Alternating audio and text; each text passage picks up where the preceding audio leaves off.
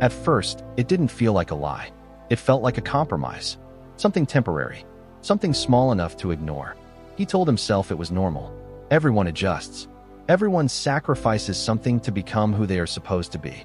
The problem was, he never became who he was supposed to be. He became who everyone else wanted. It started with his father. His father never shouted, never forced him, never said the words directly. That would have been easier. Anger is simple. Expectations are not. Instead, his father would look at him with quiet disappointment. That silent look that says you could have been more. So he studied what his father respected. Numbers. Stability. Respectability. A life that could be explained in one sentence without embarrassment. And slowly, almost without noticing, he replaced himself with someone more acceptable. He stopped drawing first. It happened quietly. One day he just didn't have time. Then the next day. Then the next week. Then he stopped thinking about it at all. Except he didn't really stop.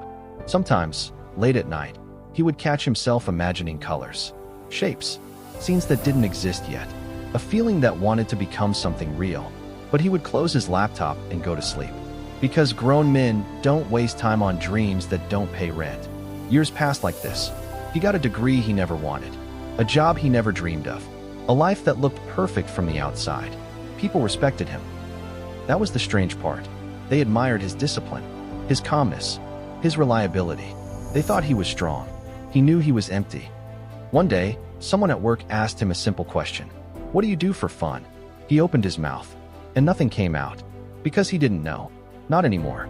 That night, he went home and sat in silence longer than usual.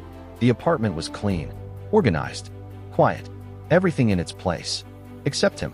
He looked around like a stranger visiting someone else's life. The furniture felt temporary. The walls felt cold.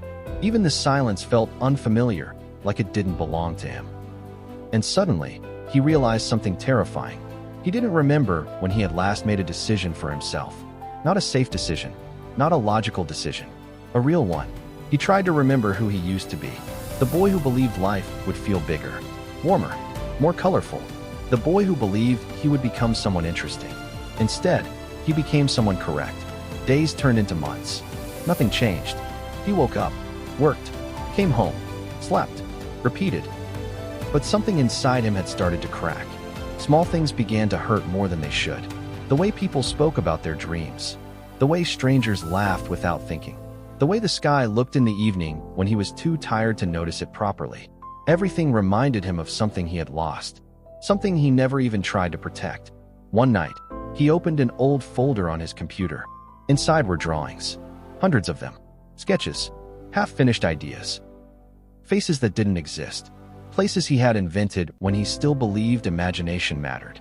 He stared at them for a long time. And then something happened that scared him more than anything else. He felt nothing. No nostalgia.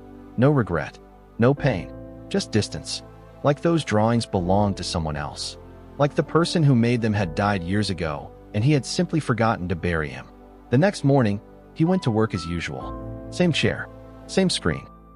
Same polite conversations that never meant anything. Someone laughed behind him. Someone complained about deadlines. Someone talked about the future like it was something that could still change. He stared at his reflection in the dark screen for a moment. And for the first time, he didn't recognize the person looking back. Not because he had changed, but because he had disappeared. He wasn't living his life. He was maintaining it, like a machine that had learned how to pretend to be human. That evening, he walked home slower than usual. The city was loud, bright, full of people who still believed they were going somewhere. He walked past them like a ghost. Not sad, not angry, not broken, just gone. When he reached his apartment, he didn't turn on the lights. He sat in the dark and listened to the silence that used to scare him. Now it felt honest. More honest than his job. More honest than his smile. More honest than the life he had spent years building for someone else. He realized something then. Not everyone ruins their life in one big mistake.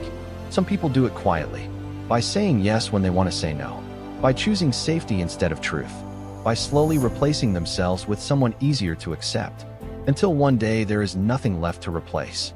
He wasn't afraid anymore, because fear requires something to lose, and he had already lost himself a long time ago. Outside, the city was still moving. Inside, nothing moved at all. And for the first time in years, the silence didn't feel temporary. It felt final.